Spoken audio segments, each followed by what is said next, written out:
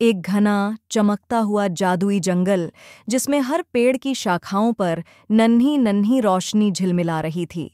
हिरण्याक्ष, एक 10 साल का बुद्धिमान लड़का, जंगल के किनारे खड़ा था। उसने सुना था कि इस जंगल में एक रहस्यमय द्वार है जो एक जादुई दुनिया की ओर खुलता है। वह साहस बटोरकर आगे बढ़ा। जैसे ही हिरण्याक्ष द्वार के पार पहुंचा, वह एक अद्भुत दुनिया में आ गया। वहां हवा में तैरती जादुई मछलियां थीं, विशालकाय उड़ने वाले खरगोश थे और पेड़ों से बात करने वाले तोते थे। एक सुनहरी रोशनी में चमकता हुआ एक जीव सामने आया, एक जादुई हिरण जिसके सींग सितारों की तरह जगमगा रहे थे। हिरण्याक्ष को एक जादूगर मिला जिसकी लंबी सफ़ेद दाढ़ी थी और उसकी पोशाक जादुई नीली चमक से भरी थी। उसने बताया कि इस दुनिया पर एक काली छाया मंडरा रही है। अंधकार की रानी शादर ने जादुई दुनिया के संतुलन को बिगाड़ने के लिए अपना जहर फैलाना शुरू कर दिया था।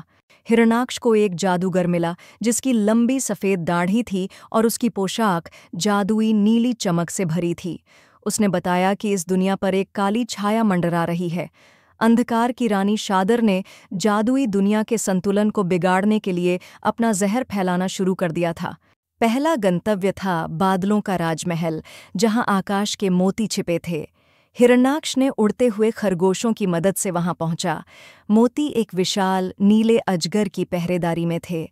अजगर ने पूछा, अगर तुम मुझे हरा सको तो मैं तुम्हें मोती दूंगा। जल की शिला गहरे सागर में छिपी थी। हिरण्याक्ष को जादुई मछलियों ने एक बुलबुले का कवच दिया जिससे वह सांस ले सकता था, मगर सागर में एक विशाल जल राक्षस था जो इसे बचाने के लिए तैनात था। अमृत को एक प्राचीन जादुई वृक्ष की जड़ों के नीचे छुपाया गया था, लेकिन उसे शादर की अंधेरी छायाओं ने जकड़ लिया था। हिरण्याक्ष ने अपने साहस और जादू के साथ उसे मुक्त किया। शादर ने पूरे जादुई संसार पर हमला कर दिया था। हिरण्याक्ष ने तीनों जादुई चीज़ों को एक साथ मिलाया और एक रोशनी का विस्फोट हुआ जिसने अंधकार को मिटा दिया। शादर की हार के बाद जादुई दुनिया फिर से खिल उठी।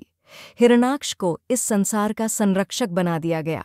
अब यह दुनिया और भी ज्यादा जादुई और सुंदर थी। Thanks for watching my channel. Please share, like and subscribe.